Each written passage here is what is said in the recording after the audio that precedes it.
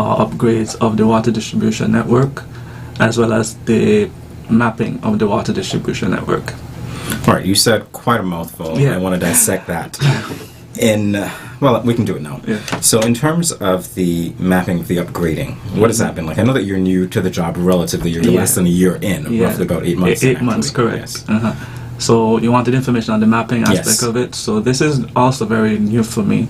It regards mostly using the GIS technologies in regards to mapping our pipelines or the water networks. Basically, all information regarding having a visual representation of the work that we do.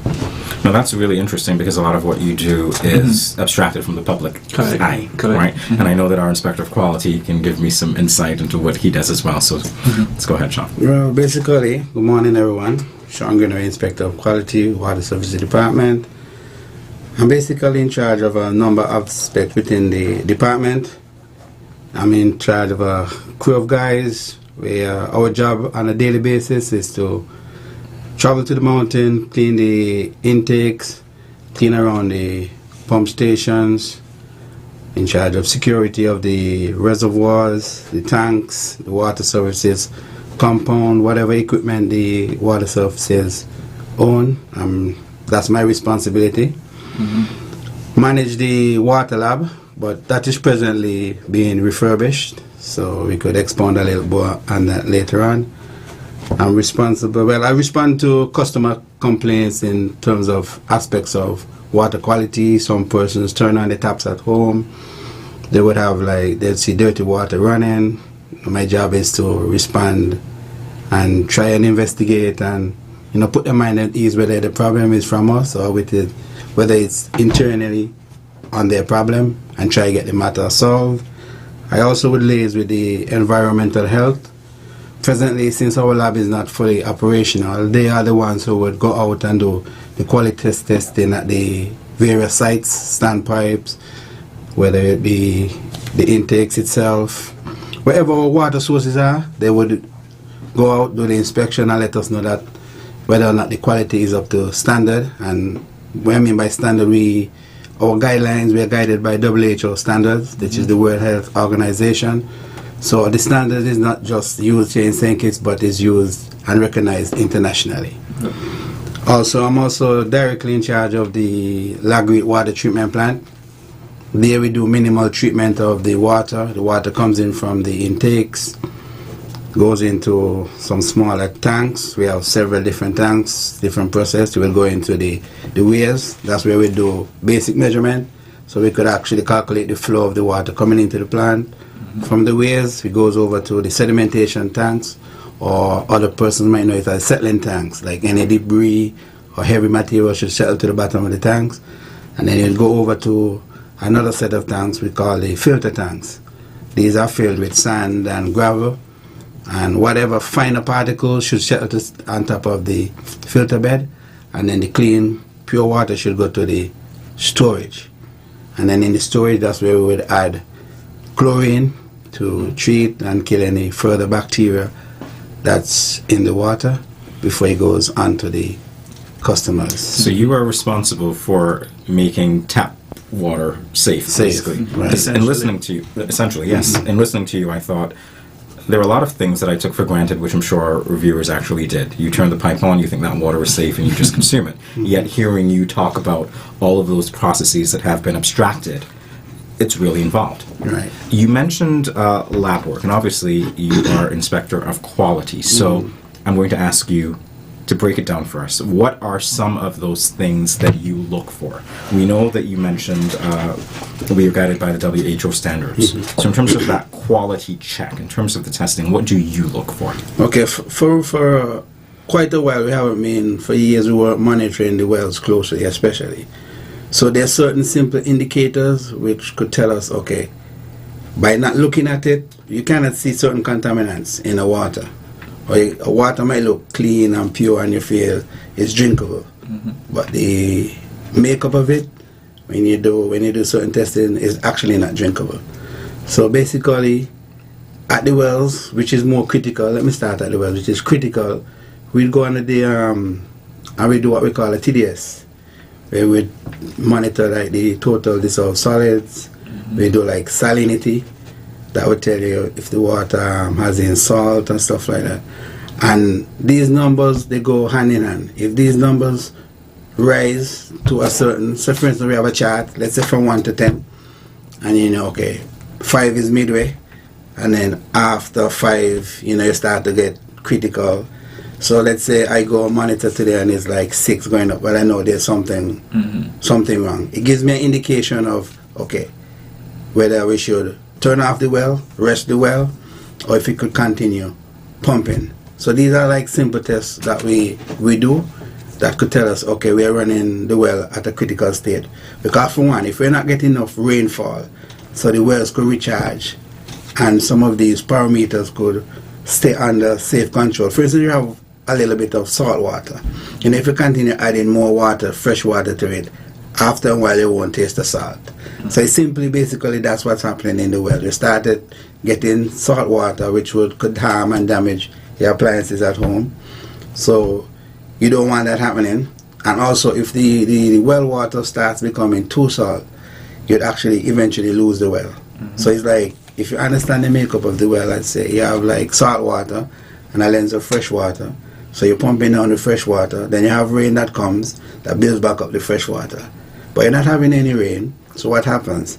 Fresh water keeps depleting. So you're eventually pumping salt. And when you start pumping salt, you have to do with the well. So you lose millions of dollars of equipment, and then you have one less source that you could actually feed water to the public. So then again, you start getting phone calls. How come we don't have the water? Why turn off the water? Yeah, Well, so it's a that makes very sense. sensitive Yes. balancing act that has to be going on every day with regards to that. Yeah, I was thinking in terms of what you mentioned, Mikhail, about the yes, what you mentioned about consumption and so on. That goes hand in hand with this, correct? Correct. Your point, Sean, about people calling about, you know, there being no water. You've actually added another layer to that for us, because we think, you know, generally, and I've heard people say, even in the office, when I've been around like a fly on the wall sometimes, I hear people say, you know, we've had a lot of rain and we need to do something about the storage because we got a lot of rain. Why are you turning off my water? And it was explained, obviously, we're dealing with groundwater, so it takes some time for that water to seep through to the level of the well. So what we're seeing on the streets is effectively runoff. We're not capturing that, Right. but it still has to go through that process. A very good explanation concerning that balance between consumption and the need to conserve the water. I want to talk to you a little bit more about that, if you can. How important is it for the public to conserve water? Understand? Well, conservation is very important, because if we just let the taps running, then that's waste.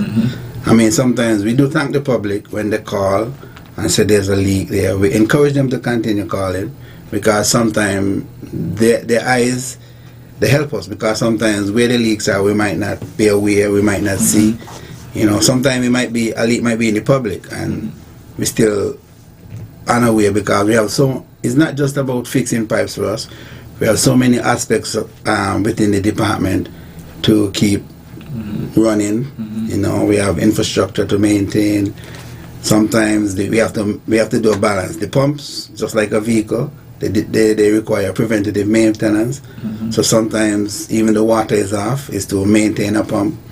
You know, so sometimes the water being shut off is not that we want to, but we have to strike a balance. And you at home, if you use less, you'd have more.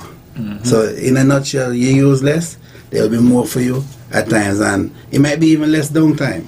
So we might not even have to shut down that much at night, because then our tanks and reservoirs would be up to a level that we could say, okay, you know what, let the water stay on tonight and go all through the night. Sometimes we simply, by shutting down at night, it's not that we want to shut down. It's so that when you get up in the morning, at least there will be water.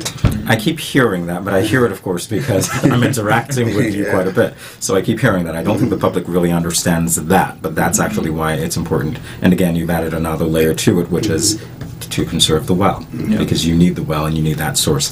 Mikhail, you had a very interesting trip quite recently. I did. Yes, two very faraway places. Why don't you tell the public about that? And I'll set it up for you this way by saying, yes, they were related, of course, to your job, and you got to learn quite a bit about something that we may or may not be heading to in the near future, but still something very important to what you do. Definitely. So my first trip was at the end of January. I visited Mumbai, India, where I attended a course in sewage wastewater management, pretty much. As you said, which is something that we don't really practice here because we don't have the sewage infrastructure in place. However, it was quite interesting, and so it kind of piggybacks off of the same filtration techniques that we use at our Lagri treatment plant with regards to sedimentation and filtration, but they involve more processes with regards to, they have a primary treatment, a secondary treatment, and a tertiary treatment in the sewage treatment process. And so it also involves sedimentation, flocculation, coagulation, and more complex filtration processes such as reverse osmosis, a membrane filtration. Some areas also use up to a UV filtration technique. So all these different techniques are ensuring that the water that comes through from that sewage water is completely pure and remove all those particles that aren't good for drinking water, that makes potable water. Sort of very high level, there were two words that you mentioned which triggered something for me, so you know exactly where we're going to go with this. Reverse osmosis. Reverse osmosis, yes. On last Monday, we were at a launch together. We saw the groundbreaking ceremony of the groundbreaking of the desalination plant in Canada Estate. Reverse osmosis, that was one of the things that was said. Came up, correct. Came up, definitely so. So by reverse osmosis, just to, let's say, explain it in layman's terms, not asking you to explain the process, but just asking you to talk about the benefit of reverse osmosis. Okay, so basically, you could think of it like many small holes. So it's a semi-permeable membrane, they call it, and it only allows water particles to pass through. So it's a pressurized system that pushes that water, the seawater or whatever version of water, and only allows water particles, H2O, to pass through. And so you get that pure water that you're looking for. So basically that's what reverse osmosis is. And that's what the public needs to hear, and they're hearing it from you, the experts, the ones who actually know exactly what it is that we're consuming. All right, Sean, turning to you again, something that you mentioned before really sparked a level of interest in me, and it concerns your lab work. It concerns the refurbishing. So we're at the stage now, obviously, where you're refurbishing. Before then, what was the lab work typically like? What types of equipment do you use? How regularly did you use it, etc.? Well, basically, sometimes a customer might call with a complaint in terms of they feel the water is not safe. So you could go out and do certain bacteria analysis. So some we have field equipment where you could go out in the field and it gives you instant results. Other tests you do might require, for instance, if you're doing a bacteria, you might require for you to refrigerate for like 20 and put in the incubators for like a period 24 hours, 48 hours. So certain tests you won't be able to do instantly in the field. So you require some time. And then when you get the results now, those you can make conserve decisions on whether there's a serious problem or something that you'd have to put out to warn the general public. But even though now our lab is being refurbished, we still get the assistance from the environmental health. Before, when our lab was running, they were like our police. They go out and they would do testing randomly, and they could alert us if they find any concerns.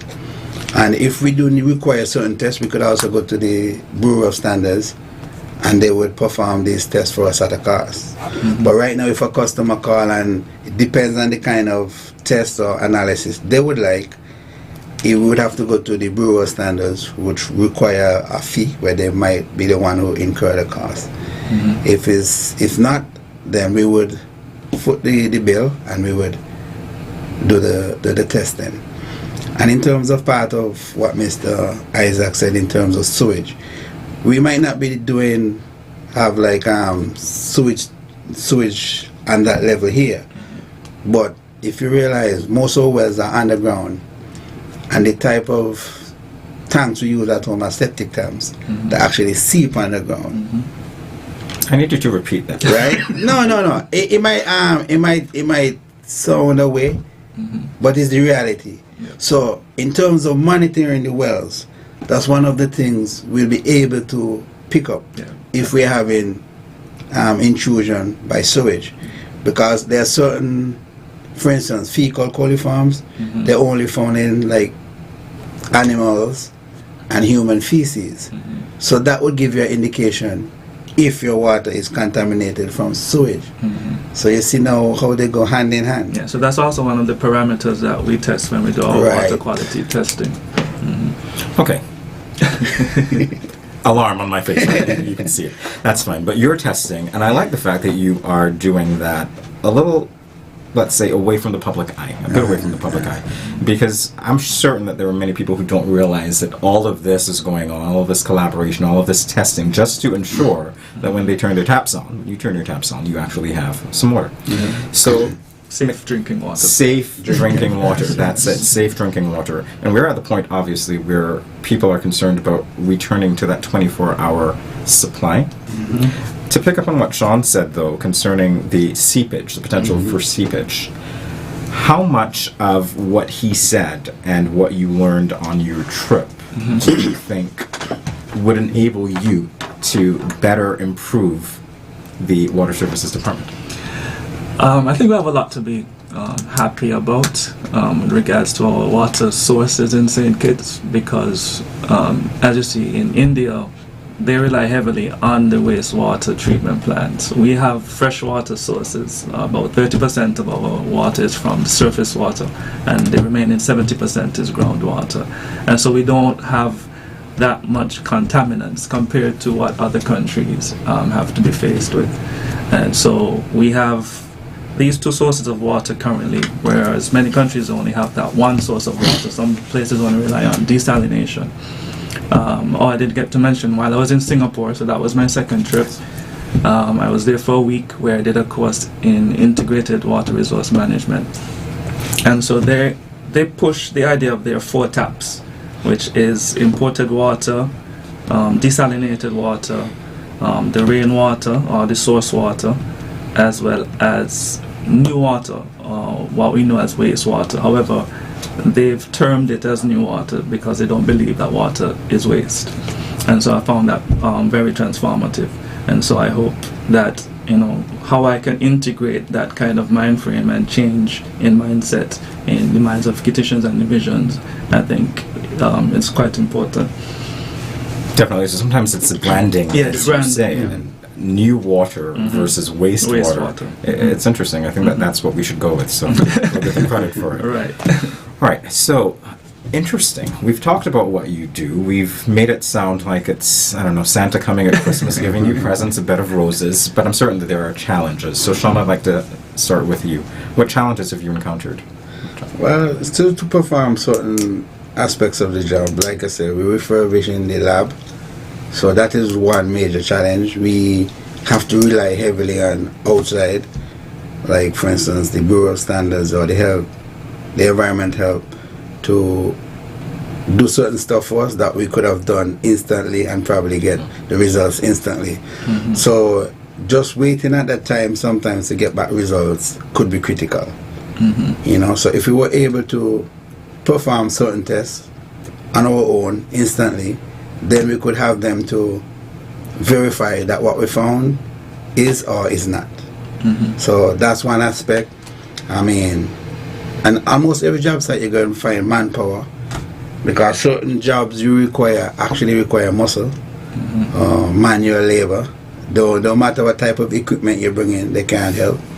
Especially if you have to go to the intake. Sometimes you have heavy rains, and we have landslides. So the catchments are filled with debris. So sometimes we're up there working in the rain just to make sure that the water stays on. Sometimes that in itself is a challenge. I mean, too, if even though we providing a service, I know we're all customers in our own right. Sometimes the appreciation from the public, the little words of encouragement. There's some good customers out there would call and encourage you and say thank you for the job you're doing, especially when you respond to them quickly. You know, sometimes some persons think you don't have a life. Sometimes 2, 3 o'clock in the morning, my phone rings. Oh, what happened to the water? And what, you know. Sometimes you try to respond. Sometimes you still try to be a teacher or mentor, try to, calm the public. The public itself too. It's an education process because sometimes they call us, they give us points, they give us information that helps us as well. And it should be a platform where we both share and interact with each other. Definitely. It shouldn't be you calling and rah, rah, rah, rah, what happened to do what? And then even if you have a brand new vehicle, sometimes you're buying a vehicle, as soon as the driver is out the dealer, that it breaks down. Things happen, you know. So just be a little considerate, and we try our best to provide a 24-hour service because we ourselves, we have kids at home. We have to use the same water, so we ain't gonna wait for got the water off extendedly, and And you guys don't bucket it and keep it at the tank.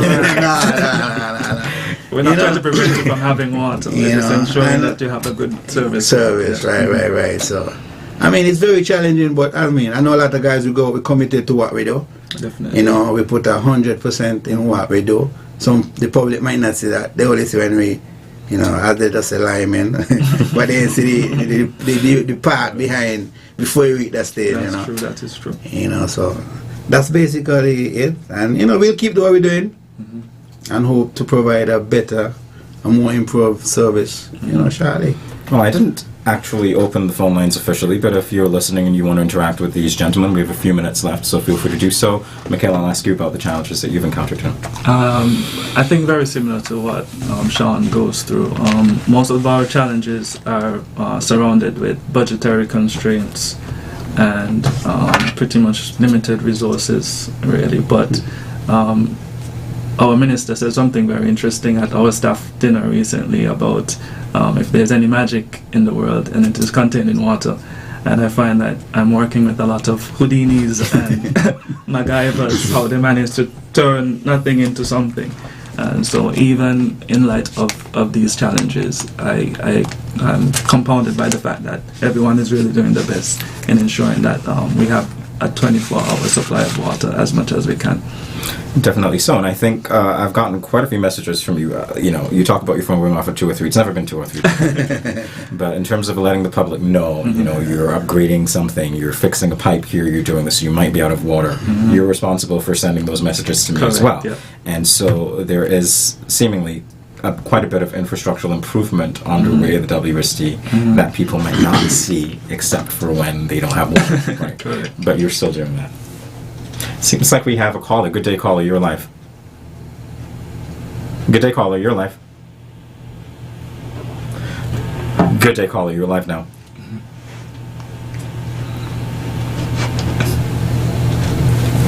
Good day, caller. Can you hear us? All right, we seem to have lost that call. Well, perhaps you can call again. You have roughly 4.5 minutes. So if you want to deal with these gentlemen directly and tell them anything so they can take back to the WST management, then now is your time to do that. Right. So Houdinis. That's a very interesting one. Magicians. They are magicians. People don't know what goes on behind the scenes. It's another way of saying it, right? But there's a lot of work that goes on behind the scenes. In terms of the... Okay, it seems as though we have that caller now. Good day, caller. You're live. Good day, caller. Can you... All right, good day, caller. Can you hear us? There might be some issue with the connectivity on the caller's end. We'll see if we have another call. Okay, we'll try again. 3 minutes remaining, perhaps we can try. We don't know, but definitely lots of Houdinis. Interestingly enough, you did mention the staff dinner, and that was your appreciation. We just came out of a whirlwind week for the WSC. Yes, we celebrated a week of activities. The last bit of it, of course, was an awards dinner. From your lips, how important is it to be or to feel appreciated for what you do? I think it's important because, as we mentioned, I've only been with the Water Services Department for 8 months, and as I think I said at the dinner as well, it felt like 8 years. And so I could only imagine how the rest of the team, where I've observed that there are persons who have worked there up to 45 years, and it's that kind of commitment and dedication to the water service that, as you said, not many people would observe. But it is very important that we show appreciation to the team for the work that they've done, because it's easy to get all the bad complaints and all the negative feedback regarding to some services that we maybe fall short on. However, there's a lot of work and a lot of positive that is within the Water Services Department as well. And so I also want to express my gratitude for the team for even taking the time for investing in me and ensuring that I learn and do what I have to do to ensure that I'm on par with what they do as well. Sean? Yeah, well, for me, like I said earlier, just a simple thank you, a little call of motivation might encourage the guys to go the extra mile. Not being bashed from the public, just a word of encouragement. You might make the guys want to get up when they don't want to, go the extra mile, make sure that your water is back on, So, just encourage the guys. And like I said, we're going to do our best going forward to see how best we could keep the public satisfied. We know we're not going to do 100%, but we're going to try our best to keep the water on and keep things going in St. Kitts as best we could. Yeah, water is life, and just like life, water is not easy. But we're trying our best. I think you want to change the tagline. Yeah, sure. Well, it has been a pleasure interacting with you two gentlemen this morning. Thank you for shedding light on what you do, and I'll let you get back to it. Of course, you stay tuned to another edition of The Waterline. We'll be back in 2 weeks. Same time, same place. I'm Jamie Morris, on behalf of the Ministry of Public Infrastructure now, saying goodbye. Thanks. Water is life, life, life, life, life, life. Water is life, life, life, life, life. Do just one thing,